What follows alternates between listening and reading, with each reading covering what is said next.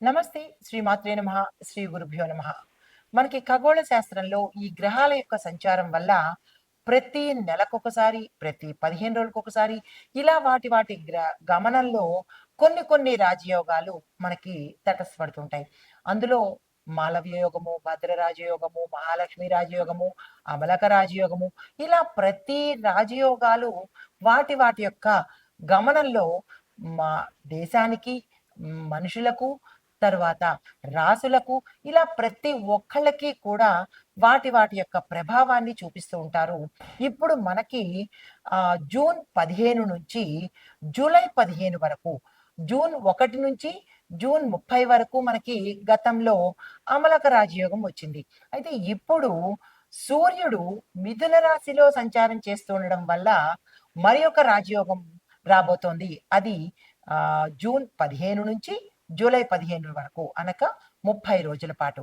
అయితే ఈ సూర్యుడు ఎప్పుడైతే అంటే రవి మిథునంలో సంచారం చేస్తున్నాడో, మనకి ఈ నెల రోజుల పాటు గోచారం ఆధారంగా చేసుకొని గ్రహస్థితులు ఎలా ఉంటున్నాయి, దేశ కాలమాన పరిస్థితులు ఎలా ఉండబోతున్నాయి, దీంతో పాటు ప్రతి ఒక్క రాశికి ఎలాంటి ప్రభావాలు ఇవ్వబోతున్నారు, దీంతో పాటు పరిహారాలు ఎలా ఉంటున్నాయి, ఏ పరిహారాలు చేసుకోవాలి అనే అంశాలను మనం ఇప్పుడు తెలుసుకుందాము. తదుపరి రాశి మకర రాశి. ఈ మకర రాశిలో సూర్యుడు 6వ ఇంట సంచారం చేస్తున్నాడు.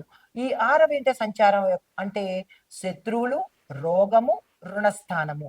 చాలా జాగ్రత్తగా ఉండాలి. అయితే ఫలితాలు ఎలా ఉన్నాయంటే కనుక రుణ విమోచన, మీరు రుణాలను తీర్చేసుకుంటారు. చాలా అదృష్టము. అయితే శత్రువుల మీద విజయం సాధిస్తారు.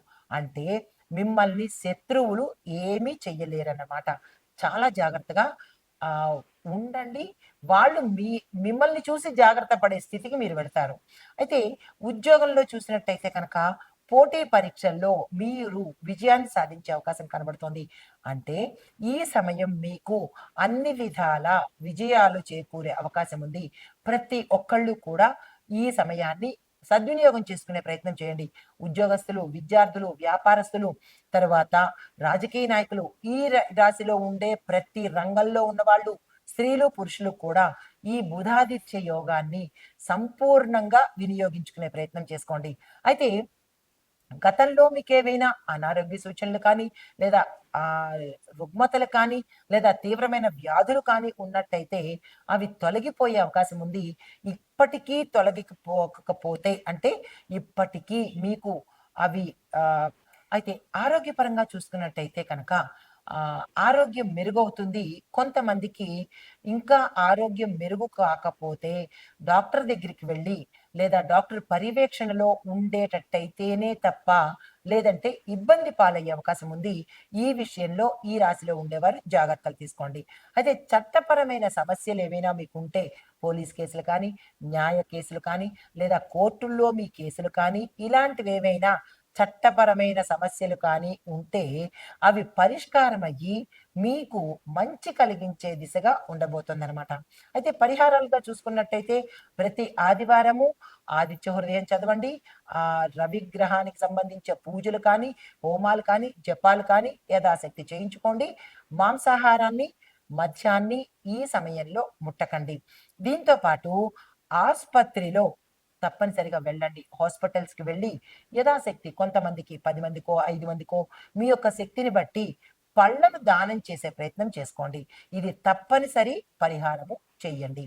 దీంతో పాటు మీరు శ్రమ చేస్తేనే ఫలితం కనబడుతుంది.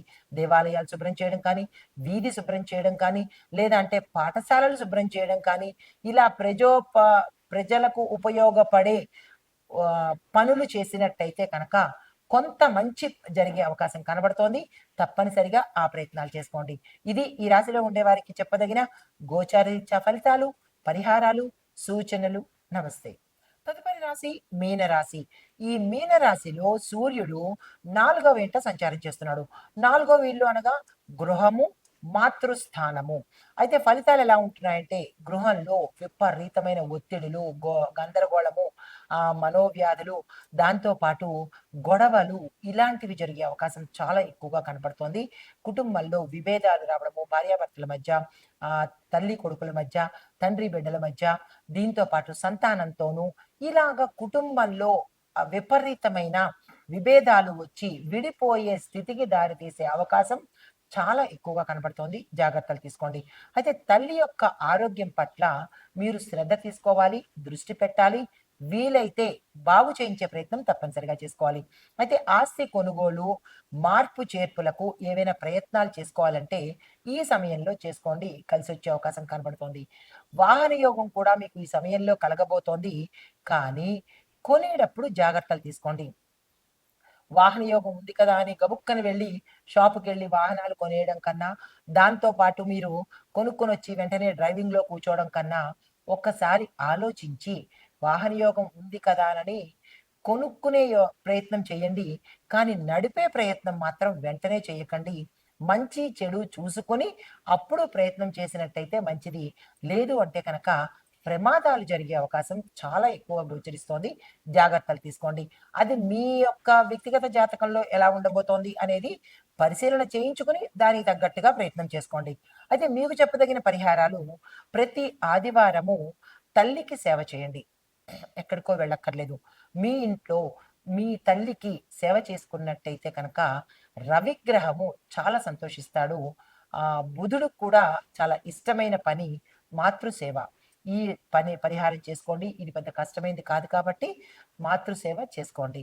దీంతో పాటు గృహలక్ష్మి పూజ అంటే మీ ఇంటిలో లక్ష్మీ అమ్మవారికి తప్పనిసరిగా పూజ చేసుకోండి. చందన తాంబూలాలతో పూజ చేసుకొని అమ్మవారికి ఇష్టమైన ఏదైనా ఒక పదార్థాన్ని దానంగా ఇవ్వండి.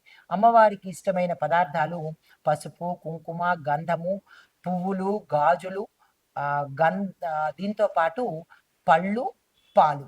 ఈ వీటిలో మీకు ఏవి శక్తివంతమైనవో వాటిని దానంగా ఇచ్చుకున్నట్టయితే ఆర్థిక పరమైన ఇబ్బందులు కానీ, తెలియని సమస్యలు కానీ పోగొట్టుకునే అవకాశం కనబడుతోంది.